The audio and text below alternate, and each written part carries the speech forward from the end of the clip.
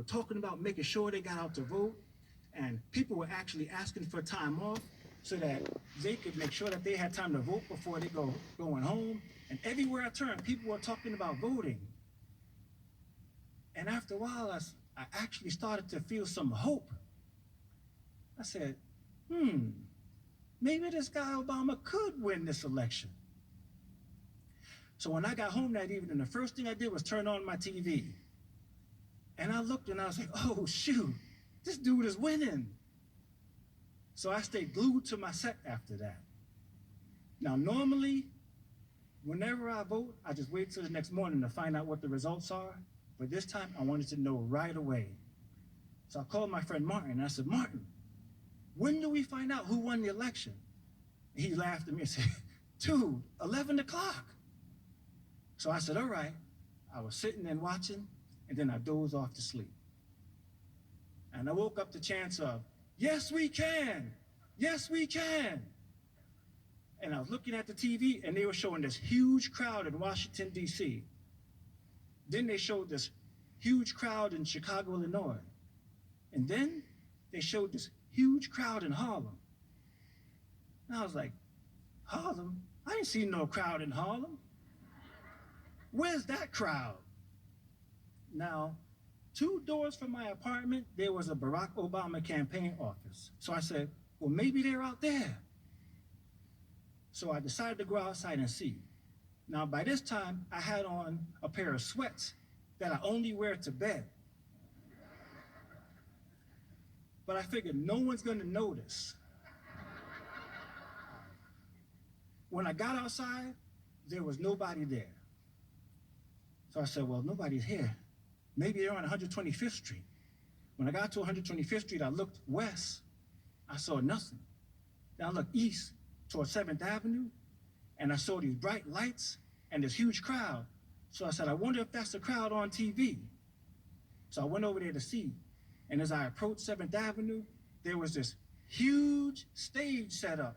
And celebrities were on the stage talking to the crowd, and they had the crowd chanting, yes, we can. Yes, we can. And when I got there, I saw this huge Jumbotron set up, and it was showing up-to-the-minute coverage of the election. And every time it showed Barack winning in another state, the crowd cheered, yes, we can. Yes, we can. The police were trying to keep the traffic moving on 125th Street, but it was almost impossible because people were jumping out of their cars, screaming, Obama! I saw one of my neighbors, Lisa, and I went over to say hi, and she just started crying. She said, I can't believe this. I can't believe it. And I said, what?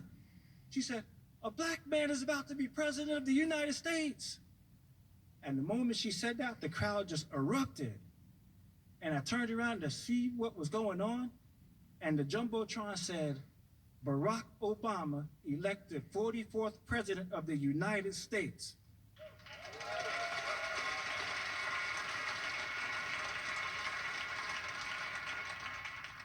And right then, a total stranger just hugged me, saying, we did it, we did it, we did it. And then next thing you know, another stranger hugged me. And we were jumping up and down, going, we did it, we did it, we did it. And then suddenly, I thought, we did it. I wonder what my father would think about this. And at that moment, a tear started rolling down my face. And I had to step aside outside of the crowd. And I said, well, Dad, I'm sorry. It didn't happen in your lifetime. But thank goodness it's happening in mine. Just then, my cell phone rang, and it was my friend Kelly. She said, Maxie, where you at? I said, I'm on 125th Street. Come here, let's have a drink. And she came and met me.